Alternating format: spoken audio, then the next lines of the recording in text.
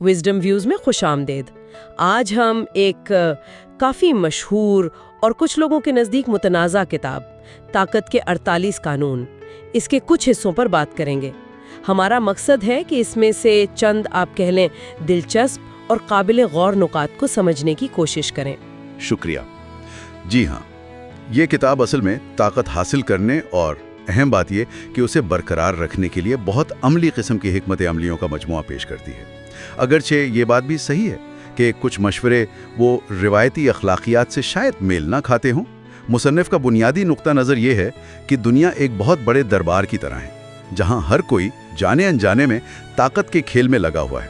تو آئیے ذرا اس کی بنیاد کو سمجھنے کی کوشش کرتے ہیں۔ اچھا، تو مطلب بنیادی خیال یہ ہوا کہ طاقت جو ہے وہ اصل حقیقت سے زیادہ ظاہری شکل و صورت کا معاملہ ہے، اور تاثرات کو کیسے قابو کیا جائے، دوسروں کی نفسیات کو کیسے سمجھا جائے، یہ سب بہت اہم ہے۔ بالکل، آپ نے صحیح پکڑا۔ کتاب اسی بات پر زور دیتی ہے کہ طاقت کے کھیل میں جو چیز نظر نہیں آتی نا، اس کی کوئی اہمیت نہیں سمجھی جاتی۔ آپ کتنے ہی قابل ہوں، لیکن اگر آپ طاقتور دکھتے نہیں تو لوگ آپ کو سنجیدگی سے نہیں لیں گے۔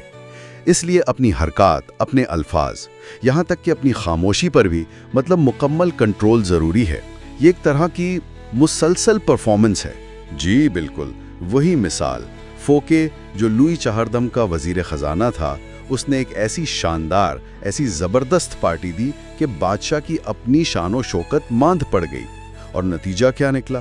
فوکے پر غبن کا الزام، قید اور وہیں اس کی موت۔ تو سبق بہت واضح ہے، جو آپ سے اوپر ہیں انہیں ہمیشہ محفوظ محسوس کروائیں، انہیں برتر محسوس کروائیں، ان کی انا کو کبھی ٹھیس نہ پہنچائیں، چاہے آپ کی نیت کتنی ہی اچھی کیوں نہ ہو۔ اپنی قابلیت ضرور دکھائیں، لیکن انداز ایسا ہو کہ اس کا صحرا کسی نہ کسی طرح آپ کے آقا کے سر جائے۔ لیکن کیا یہ ہمیشہ ممکن بھی ہے؟ میرا مطلب ہے، اگر آپ کی کارکردگی واقعی بہت اچھی ہو تو کیا اسے چھپانا، کیا یہ آپ کے اپنے لیے نقصان دہ نہیں؟ دیکھیں، یہ ایک بہت نازک توازن ہے۔ مقصد یہ نہیں کہ قابلیت چھپائی جائے، نہیں، بلکہ اسے پیش کرنے کا انداز اہم ہے۔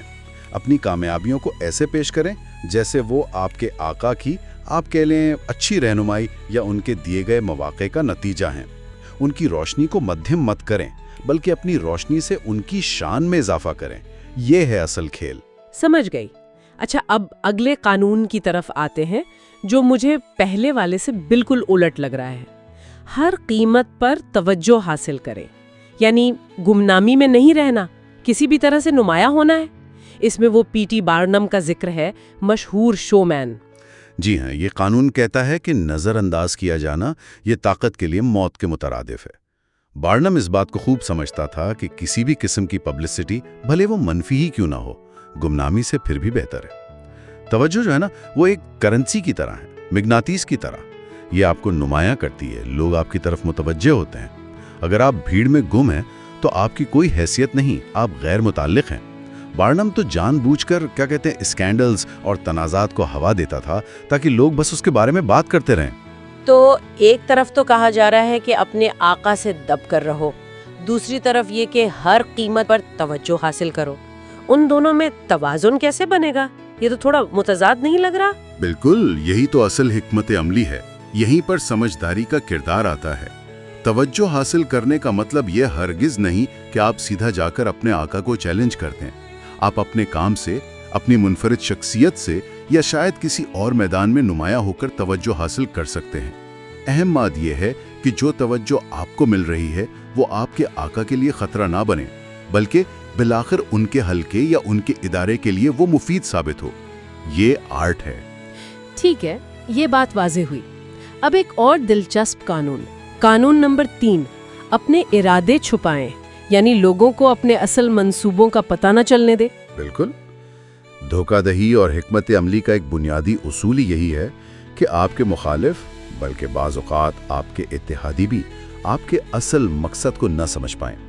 لوگوں کو کسی غلط راستے پر لگا دیں، ان کی توجہ کہیں اور مرکوز کروا دیں، تاکہ آپ اپنا کام خاموشی سے بغیر کسی رکاوٹ کے کر سکیں۔ وہ مشہور کون آرٹسٹ تھا نا، یلو کڈ وائلڈ؟ ہاں، وہ اس چیز کا ماہر تھا۔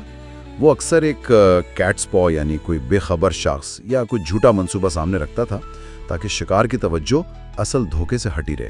तो इन चंद मिसालों से ये बात तो काफी वाज़ेह हो रही है कि इस किताब के मुताबिक ताकत का खेल सिर्फ काबिलियत या मेहनत का नाम नहीं है, बल्कि ये नफ्सियाती चालों का, तासुरात को काबू में रखने का और इंसानी कमजोरियों को समझने और इस्तेमाल करने का नाम है, जैसे अदम तहफ़्फ़ुज़ या तवज्जो की ख्वाहिश। जी हाँ, ये एक ऐसी दुनिया की तस्वीर खींचती है जहाँ आप कह लें गैर जानिबदारी तकरीबन नामुमकिन है।